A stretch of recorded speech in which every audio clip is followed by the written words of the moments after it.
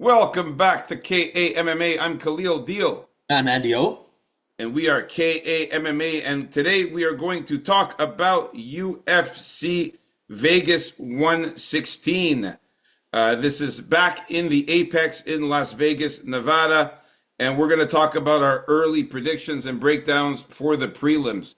The first fight of the prelims, we got Talita Alencar versus Julia Pilastri. Then we got Max Griffin versus Victor Valenzuela. Then we got Francis Marshall, a newly added fight against Lucas Brennan. We got Jeffel Filo against Cody Durden. Mayra Bueno Silva against Michelle Montague. Cedricus Dumas versus Jackson McVeigh. And the main event of the prelims is Rodolfo Vieira against Eric McConaughey. So Andy O, to start us off here with the first fight of the prelims, Talita Alencar versus Julia Pilastri.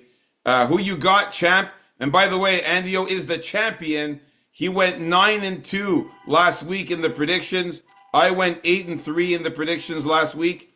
And you can see us on UFC Prediction Tracker. We are up there as one of the best for last week. Let's keep it going. So Andy O, the champ. Who you got? And on top of that, that robbery, Oh could have man, been better. if you guys want to talk about if you want to talk about the robberies, go look at my rant video that I posted, guys. Watch the rant video. All right, Andy O, who you got for the first fight?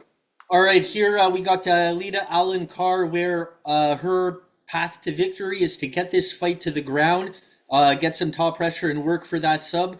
Pilastri, while she is well-rounded herself, I think she's going to win this fight on the feet. That's where she's going to have to be. This is the way I see that fight. If you think Alencar can get 3 takedowns in this fight, you take her. If you don't, you take Pilastri. I think Pilastri is going to be able to fend off most of those takedowns and not get up to the third. Not that Pilastri doesn't have a ground game, but it's not as good as Alencar's. And sometimes she has trouble getting up off her back. I don't know if that's because she likes it off her back to go for subs, or she can't really get up as well. It doesn't matter. She shouldn't be doing that. If anything, maybe a takedown from her to blend things up against Alencar, but that's it. Otherwise, keep it on the feet. She should be able to piece her up with her kickboxing. Also, she's tough. She has some power. She kind of reminds me of Priscilla Catch a Beating in the way she walks forward and blocks shots with her face. It's fun. She's pretty fun, and I see her winning this fight by decision or knockout, because she has some power, and she actually got her first knockout in the UFC last time out against Karolina Kowalkiewicz, who's pretty tough to knock out. So, yeah, that's my call. About you, real deal. Nice. Well, Talita Alencar, she's a decorated Brazilian Jiu-Jitsu black belt. She's known for her elite grappling heavy style. She's particularly dangerous on the ground. She's a 6-time world champion, IBJJF, no gi and gi champion. She specializes in intense top pressure, arm bars, leg locks, and chokes. She is adapting her grappling background with ground and pound and cage control. Like I said, she specializes in intense top pressure, finding submissions on the ground. She's tried to adapt her game and, get better with her striking techniques like knees, elbows, and boxing. Julia Pilastri, she's a Brazilian aggressive striker, heavy style, rooted in Muay Thai. She's nicknamed Psycho. She utilizes high volume forward pressure, frequently using jab cross knee combinations. She holds a black tip rank in Muay Thai. She commonly fights in the UFC strawweight division, and she's a good striker with a preference for fighting on the feet. She uses kicks and knees to damage opponents. She's got relentless aggression. She overwhelms opponents by constantly moving forward, forcing them against the cage. And her aggressive style can be reckless at times, though, sometimes resulting in absorbing strikes while trying to land her own. But you know what? I am going to go for Julia Pilastri as well. I think that the fact that she's the younger fighter, 7 years younger than Talita Alencar, she's also going to have a couple of inches. She's going to be a couple inches taller than Talita Alencar, and also looking at the reach advantage. This is significant here, guys. This is a significant 5-inch reach advantage for Julia Pilastri. So she'll keep it on the outside, get those strikes, and if she can fend off those takedowns, She's definitely killing Talita Alencar on the feet. Give me Julia Pilastri as well by knockout or decision. All right, so me and Andy O in agreement with the first fight of the prelims. Let's move on up to the next fight here. We got Max Griffin against Victor Valenzuela. For this one here, man, Max Payne Griffin. He's a well-rounded fighter. You know, he's very aggressive. He's an aggressive striker with significant knockout power. He has a high-paced pressure, technical kickboxing, solid durability. He's a UFC vet since 2016. He holds black belts in Bok Fu and Marinoble's fighting system, along with a brown belt in Brazilian Jiu-Jitsu. His background is Bok Fu, which is a blend of Kenpo and Taekwondo and Kung Fu. Second degree kickboxing black belt, Brazilian Jiu-Jitsu. The guy is a skilled striker, 9 knockouts. He's recognized for using his long reach and crisp 1-2 combinations and effective leg kicks. Victor Valenzuela's fighting style is his orthodox approach. He favors his right hand as his power hand. He's got a background in regional circuits. He's contributed to his athleticism and grappling skills. He's known for his ability to deliver early finishes, and he's been a champion in Fury FC welterweight title and other promotions. He's got a competitive edge. He's got a good finishing ability, flying knees, ground and pound setups from leg kicks, traditional punch combinations. He's very unpredictable and dangerous, man. So I'm going to go with the younger guy here in Victor Valenzuela. Again, this is an 8-year age gap here. I think he's going to get the job done. I think Victor Valenzuela can get the job done. Max Griffin, he's getting older now, 40 years old. He's slowing down. And I think Victor can get it done. Give me Victor Valenzuela by knockout or decision. You can see here Max Griffin has lost 10 fights by decision. 12 losses, 20 wins. Those losses come from somewhere. Give me Victor Valenzuela, knockout or decision. He's too inconsistent these days, Max Griffin, along with his age. To fight well, he has to use that pressure and use that clinch and come forward, be aggressive. That's where he does his best, but he seems more hesitant to do that now. He does have that good jab, some power. He is pretty durable still, and I think he's the one that's probably going to initiate the grappling here. Because Venezuela here, he's more of a fun guy. He everything he throws, or most of the shit he throws, is like power shots, good body shot, leg kicks, very strong to the legs. Not that he can't grapple, he can grapple he can grapple a bit, but he's going to be more aggressive here than Max Griffin, I think, where it's at. And he's also kind of a brawler. And I don't know if that's really exactly what Griffin wants here these days, is kind of a guy that's willing to brawl like this. So yeah, give me Valenzuela also by decision or knockout. Nice. Me and Andy O agreeing on the second fight of the prelims. Let's keep it moving. Next fight here, we got the newly added fight. Of course, here at KMMA, we got the fight, guys. We got the fight. Francis Fire Marshall versus Lucas Brennan. A lot of these other channels don't have the fight. We do. So, Andy O, who you got here in this one?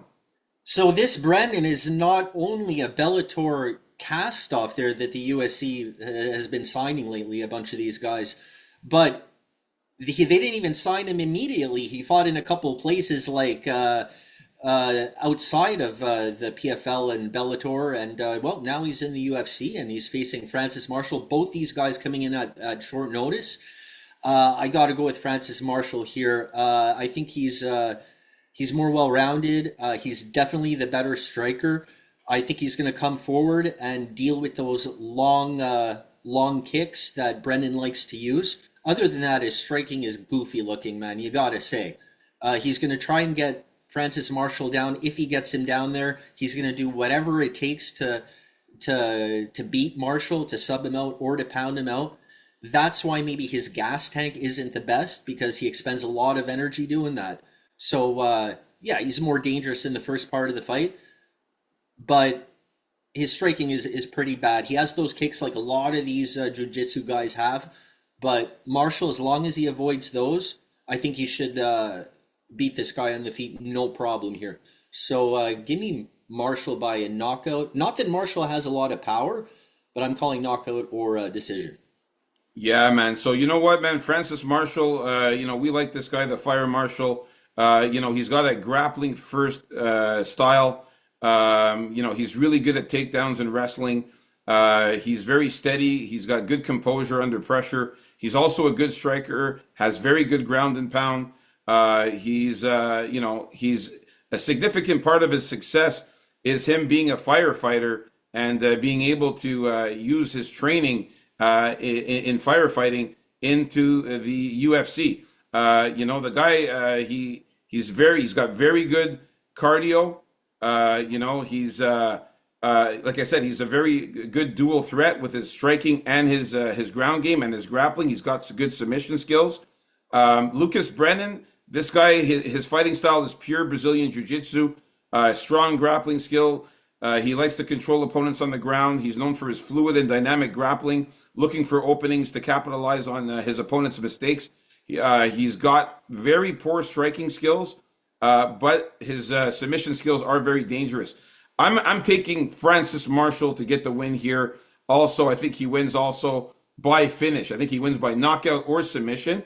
But one thing though, when we get to the betting on Friday, a little tiny salt tap, a little tap or sprinkle on Lucas Brennan by submission is not a bad idea since that's all he does. He's a submission specialist. I gotta say, the difference is, other than a regular pure BJJ guy, Brennan actually has half decent wrestling, where he goes there and then he grabs at your leg, nice and low, and he really goes for it, so you can't count that out. I think that may be a good idea to tap on the sub.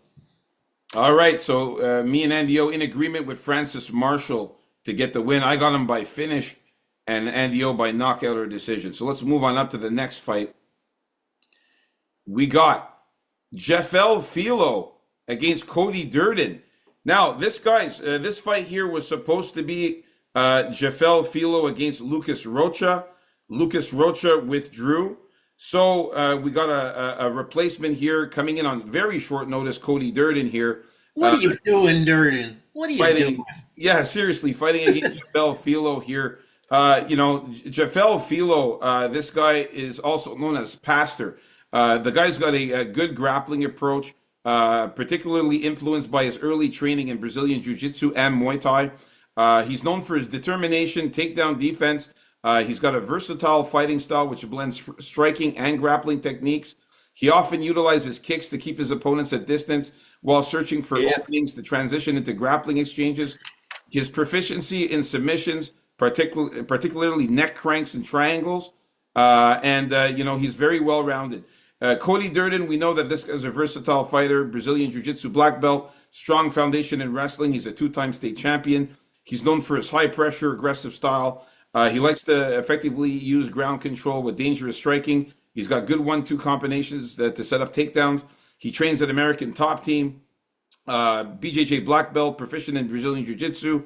And, the thing is about the Cody Durden, though, Gotta take him. Gotta take him. yeah, what I don't like about Cody Durden, though, I got to tell you right now, is that he's on a four-fight losing streak, man. Four-fight losing streak. This looks terrible. He lost a unanimous decision to Joshua Van. He got knocked out by Jose Ochoa. He got submitted by Alan Nascimento. And he lost a unanimous decision to Najarm Gural Tumen Dembarel. So I can't take Cody Durden in this one, man, especially on a four-fight losing streak, coming in at short notice. Give me Jeffel Filo all day. I got him winning by knockout or submission.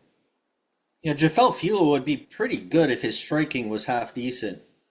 I was thinking about that Nascimento fight. I had Filo, but just yeah, pretty shitty on the feet. But we have ourselves an awesome submission grappler here. Durden, man, he's always been kind of susceptible to subs, but the way he's fighting lately is that he runs out of gas earlier than he used to, and Yeah, it's from taking all these fights on short notice, too. yeah, Cody Durden, man. yeah, I was just gonna get to that. Not to mention he makes mistakes in there also for a veteran like this, that he's making kind of rookie mistakes, and the fact, like, what is he doing taking this fight like so early after the last one? Like, I don't know, man. It's like he doesn't seem like the guy who's just there for a paycheck. I'm pretty sure he thinks this is a good idea and that he's going to come back strong here. It's not the first time he did this in his career. And the last time he did this, he fought very shortly after he fought previously. He lost that fight. So I see the priest here wrapping up Durden's neck at some point and subbing him out. So give me the priest, the pastor, by sub. Nice. So This is me just and like you. begging. This is begging for a sub call here, eh? Yeah, seriously, man. He can definitely get it done. You've seen Cody Durden been sub 5 times out of his 10 losses. All right, let's move on up to the next fight. Andy, the ladies going at it, man. Who you got here? Mayra Bueno Silva versus Michelle Montague. Oh yeah. Okay. I said it before here. If you listen to me for certain things, one of these things would be to always bet against Maria Bueno Silva after she got caught for being all doped up in all her previous fights. It was something to do with her mental imbalances, I think, eh? And ever since then, it was a win that got overturned into a no decision against Holly Holm. Should have been a disqualification. Silva should have been disqualified in that one. So it got changed into a no decision. Then what happened after that is that she just hasn't been the same. She can't hold it together. She gets frustrated very early, which contributes to her losing fights. After Holly Holm, she lost to Raquel Pennington, lost to Macy Chiasso, lost to Jazzy J, lost to Jacqueline Cavalcante now last. You know, we're on a downward trajectory. I think her best chance to win this fight, I don't know about you, Real Deal, is on the feet. Because Motan is a wild grappler, the wild one, and the only way I see Bueno Silva getting a sub on Montag is to snatch her neck on the way down or something in a real quick kind of attempt. Because if she doesn't get it there, Montag's going to dominate in the grappling. Montag, not that great on the feet. It's there for one purpose and one purpose only. We know what that is to get in there and get those takedowns. That's the only reason. Other than that, she's not that clean on the feet. Her head doesn't really move that much. But I think she has enough to definitely beat an emotionally unstable Mario Buena Silva here. So give me Montag by submission or decision. Yeah, man.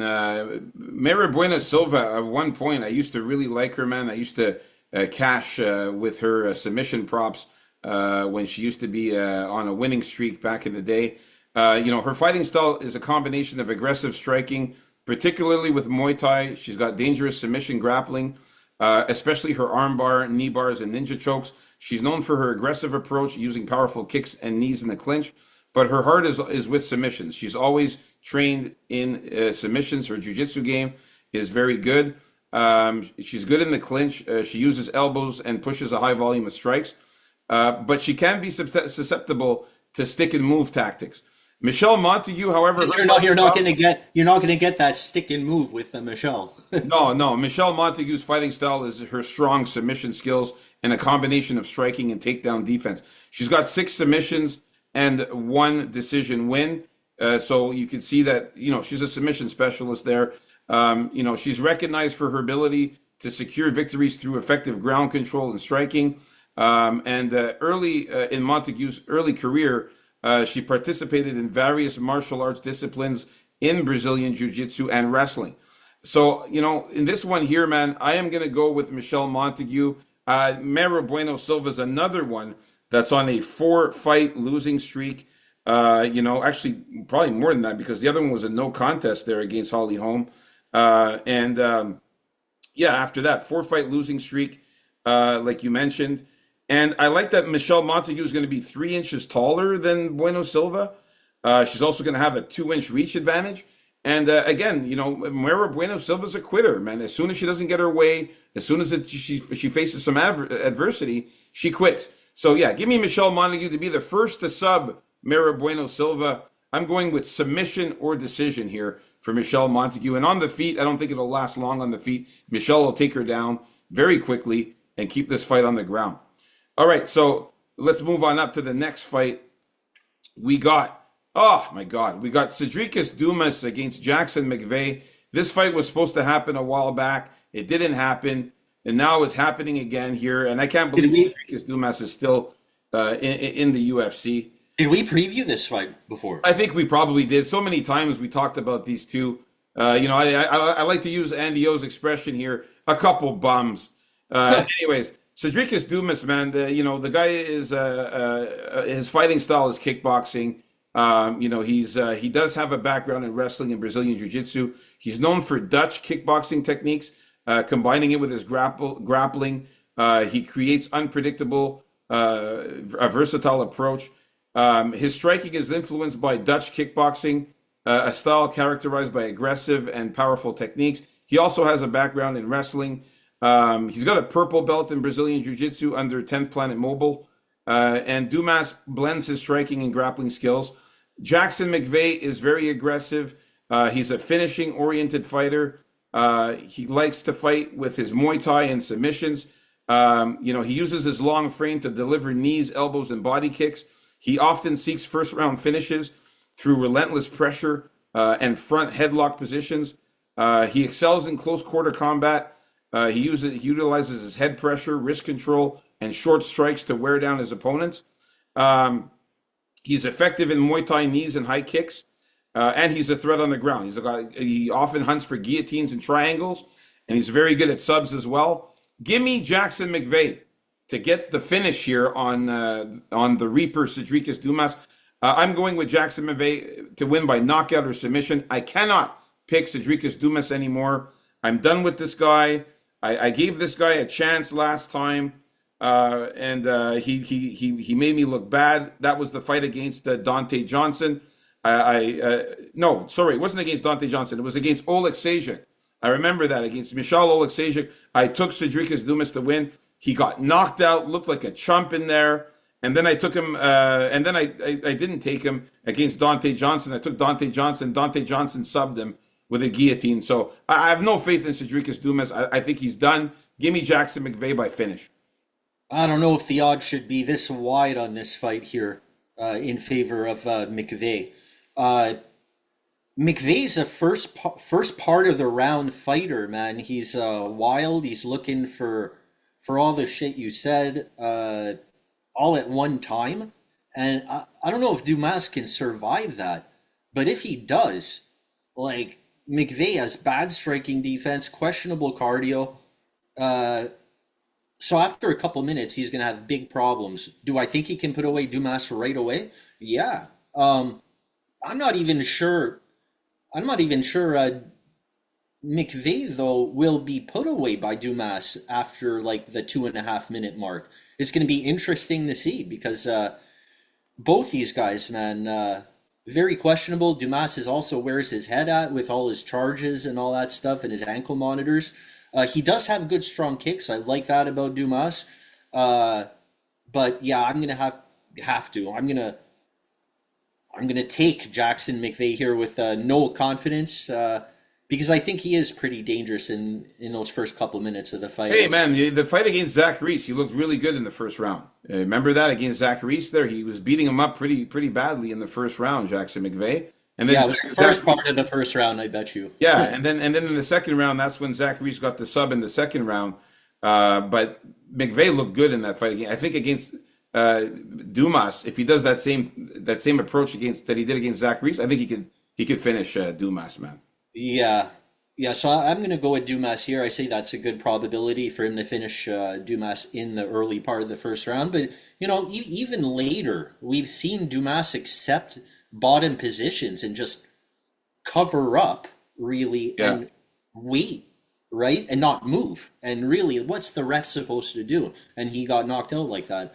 So I can see some stupidity out of Dumas here. I just don't have a lot of faith in McVeigh, but they're giving him another shot, so they must see something in him. And I don't know what they see in Dumas. If it were me, he would have been out of the UFC a long time ago. But I would have let him back, after he got some more practice and cleaned up his act.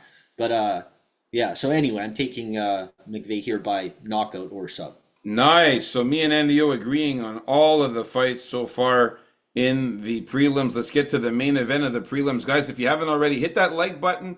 Subscribe if you're new. We're looking for some more subs, guys. Please, one of you cool guys, hit the sub button and get us some more subscribers. We're trying to reach 150. So we got the main event of the prelims: Rodolfo Vieira against Eric McConaughey. Andy O. Oh, okay. Here, like, don't underestimate Eric McConaughey. When he's looked good, he's looked not that bad. And Rudolfo Vieira, he's nothing spectacular. He's definitely dangerous on the ground, but sometimes he can't get it there with too much ease. What he does have, though, and what I think is going to get him the win, is you can always count on this guy's jab.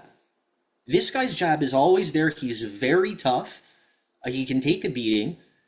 He's going to be a way better than grappler than McConnell, although McConnell can grapple. I think there's a good chance at some point he's just going to get this guy's back and sub him out. And a lot of it is that jab. I'm telling you, it's simple. He's probably not the better overall striker than McConaughey.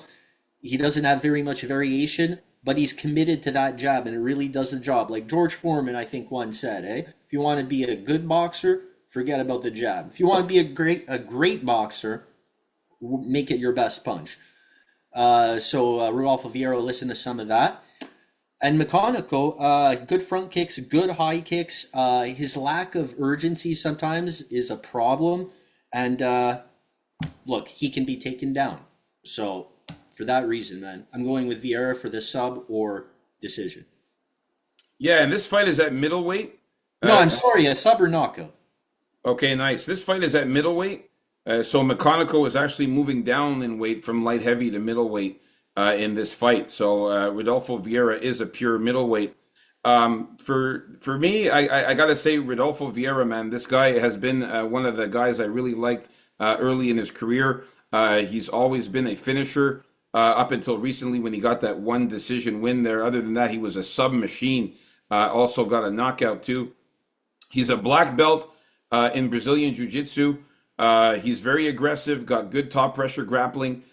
He's nicknamed the Black Belt Hunter because his approach focuses on taking opponents down, passing guards with heavy pressure, and securing high percentage submissions, particularly chokes and arm triangles. Vieira is widely regarded as one of the best guard passers in BJJ history, using a smash pass style that utilizes heavy pressure to break down guards rather than relying on speed. Flashy jumps. Once he passes the guard, he secures dominant positions, favoring the back or side control to attack with bow and arrow chokes or arm triangles. Eric McConaughey, he's a versatile fighter. He's got a combination of striking and grappling techniques. He's a solid boxer. He's got powerful punches. He likes to throw significant strikes with accuracy in stand-up exchanges.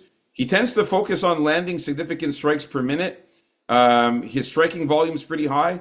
Except when he's too patient.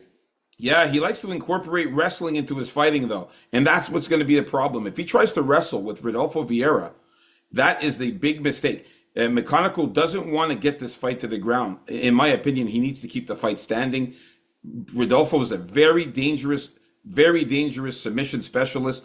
And if you're fooling around too much on the ground with Rodolfo, he will find a way to get on top of you and get that sub.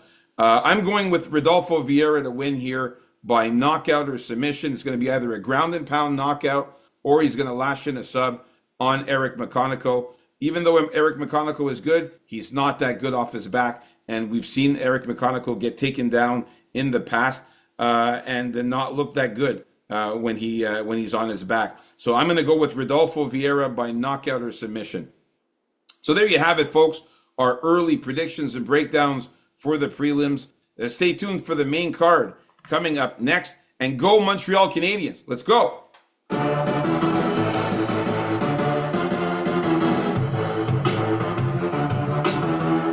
Peace out, folks. KAMMA.